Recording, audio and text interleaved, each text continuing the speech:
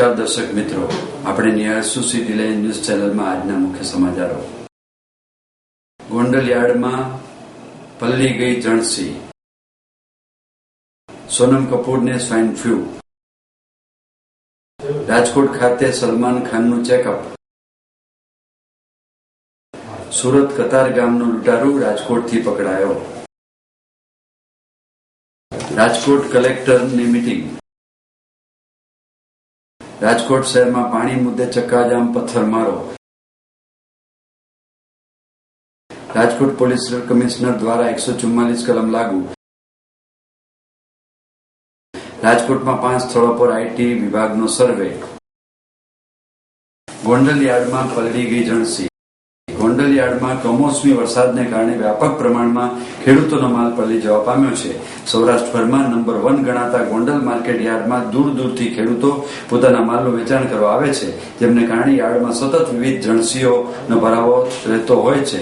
ત્યારે ગઈકાલના રોજ ગોંડલ શહેર અને તાલુકામાં પડેલા કડાકા ભડાકા સાથેના કમોસમી વરસાદની માઠી અસર ગોંડલ યાર્ડમાં પડી હતી. કમોસમી વરસાદને કારણે પાર્કમાં વેચાણ અર્થે આવેલ ઘઉં, મરચાં, ધાણા, ડુંગળી સહિતની અનેક ખુલ્લા મેદાનમાં પડેલી જણસીઓ પલળી જવા પામી હતી. કરોડો રૂપિયાની જણસી પલળી જતા ખેડૂતો અને વેપારીઓને વ્યાપક નુકસાનની ભોગવવાની નોબત આવી હતી.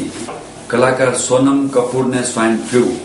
ગોંડલમાં ચાલી રહેલા બોલિવૂડ ફિલ્મ પ્રેમ રતન ધન પાયોના શૂટિંગ માટે આવેલી સોનમ કપૂરની તબિયત લથડતા તેને રાજકોટની સ્ટર્લિંગ હોસ્પિટલ દાખલ કરવામાં આવી હતી. જ્યાં નિદાન દરમિયાન તેને સ્વાઇન ફ્લૂના લક્ષણો જણાતા રિપોર્ટ કરાવાયો હતો, જે પોઝિટિવ આવ્યો હતો. સ્વાઇન ફ્લૂનો રિપોર્ટ પોઝિટિવ આવતા તેની માતા સુનિતા મુંબઈથી રાજકોટ દોડી આવી હતી. સોનમને લઈને સવારે 8 વાગે એર એમ્બ્યુલન્સમાં મુંબઈ જવા રવાના થઈ ગઈ છે. સલમાનનો ચેકઅપ ડોક્ટર. રાજકોટ જિલ્લાના ગોંડલ તાબે ચાલી રહેલા પ્રેમ રતન ધન પાયો ફિલ્મનું શૂટિંગ ચાલી રહ્યું છે. આ ફિલ્મની અભિનેત્રી સોનમ કપૂર અને તેના ટ્રેનરને સ્વાઇન ફ્લૂ લક્ષણો જણાતા બંનેને તાકીદે સારવાર અર્થે રાજકોટ ખાનગી હોસ્પિટલ ખસેડવામાં આવ્યા હતા. આ સેટઅપ ઉપર લાખો હૈયાઓને ધડકાન સલમાન ખાન પણ શૂટિંગ કરી રહ્યા હોય તેઓને હેલ્થ ચેકઅપ માટે પણ તબીબો રવાના કરવામાં આવ્યા હતા. રાજકોટ તાલુકા હેલ્થ ઓફિસરને સલમાન ખાનના ચેકઅપ માટે તાકીદે રવાના કરવામાં આવ્યા હતા. Taluka health officer GP Gohil Gondal Darbargadh ખાતે પહોંચ્યા હતા અને સલમાન ખાન તેમજ તેના 4 બોડીગાર્ડનું ચેકઅપ કર્યું હતું, પરંતુ તેઓને પણ એક પણ પ્રકારના લક્ષણ જોવા મળ્યા ન હતા. તાલુકા હેલ્થ ઓફિસરના પરીક્ષણ બાદ ચાહકોમાં ખુશીની લાગણી પ્રવર્તી હતી. हाँ, काले मैंने मुख्य जिला अधिकारी CDHO साहब ने आरोग्य खाता से सूचना मिली थी लगभग 4 बजे के आसपास कि गोंडल तालुका में जो शूटिंग चाले छे यहाँ एक मैडम आया था सोनल कपूर जी ने स्वाइन फ्लू पॉजिटिव आयो छे. तो जो क्लोज कॉन्टेक्ट है इन्हें साथ में जो रहा है इन्हें આપણે તાત્કાલિક ક્લોઝ કોન્ટેક્ટ આપણે કરવાનું રહે છે और कोई सिम्टम्स हो तो આપણે જાણ કરવાની રહે છે. तो इस स्थल पे तपास करता दरबारगढ़ में जो भावेशभाई है इन्हें मुलाकात ली थी, પોતાનું इंट्रोडक्शन આપ્યો મારી ટીમ के साथ साथ सलमान खान और इन्हें बॉडीगार्ड से एक बात કરવામાં આવી છે. इन्हें 4 बॉडीगार्ड और પોતાનું સલમાન ખાનનું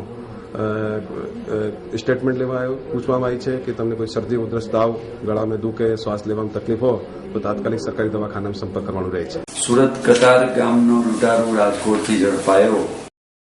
સુરતના કતાર ગામે એક લૂંટની ઘટના ઘટી હતી. આ લૂંટની ઘટનામાં 23 લાખ રોકડા રૂપિયા લૂંટી લૂંટારો ફરાર થઈ ગયા હતા. આ ઘટનાને પગલે રાજ્યભરમાં એલર્ટ આપવામાં આવ્યું હતું. આ અંગે Rajkot Kuvadva road police station સ્ટાફને જાણ કરવામાં આવતા બપોરે સઘન પેટ્રોલ કાર્યવાહી હાથ ધરવામાં આવી હતી. દરમિયાન સફેદ કલરની ઇનોવા કાર નીકળતા તેને અટકાવી તલાશી લેતા સીટ નીચેથી 18,50,000 રૂપિયા રોકડા રૂપિયા મળી આવ્યા હતા અને લૂંટ ચલાવનાર 2 ઇસમોની ધરપકડ કરી હતી. 23 લાખ પૈકી 4.5 લાખ રૂપિયા અમદાવાદ તેના મિત્રોને આપ્યા હોવાની કબૂલાત આપતા પોલીસે જરૂરી કાર્યવાહી હાથ ધરી છે. સુરતના કતાર ગામ ખાતે 23 લાખ રૂપિયા રોકડાની લૂંટ ચલાવી લૂંટારો નાસી છૂટ્યા હતા.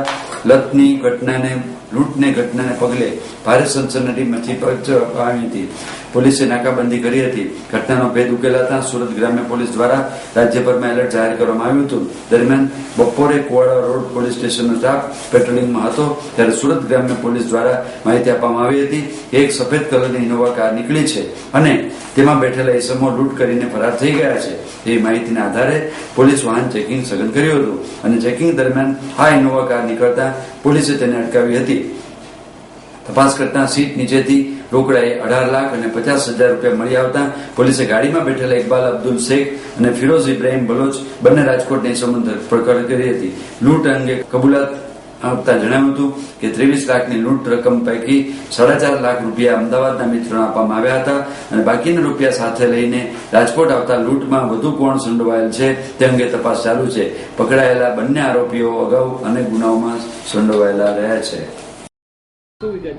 આજે વાહન ચેકિંગ 1:30 વાગ્યાની વાહન ચેકિંગ ચાલુ જ હતું અમારું ચેકપોસ્ટ વાળો. એ દરમિયાન મને સુરતથી મારા મોબાઈલ ઉપર એલડી વાગડિયા સાહેબ સુરત ગ્રામ્ય એલસીબીનો ફોન આવેલ પીઆઈ સાહેબનો કે ભાઈ આવી રીતે એક ટાવેરા ગાડી છે 40-19 નંબરની અને સુરત કતાર ગામમાં ગઈકાલે લૂંટ થયેલી છે 23 લાખની. તો જેથી તાત્કાલિક મેં કડક ચેકિંગ ચાલુ કરી જાપ્તા સાથે વોચ ગોઠવતા અમને આશરે 2:15 વાગ્યાની આસપાસ આ ટાવેરા ગાડી અને બંને આરોપીને દબોચી દીધા. પૂછપરછ કરતા એક નામ ફિરોજ છે, એક નામ ઇકબાલ છે અને બંને આરોપીઓ એક મર્ડર કેસમાં અગાઉ પકડાયેલા છે અને એક ધ્રોલ ચીટના ગુનામાં પકડાયેલા છે. પૂરી ઝડપી કરી તપાસ કરી ગાડીમાં તો 18.5 લાખ રૂપિયા રોકડો મળી આવેલ છે.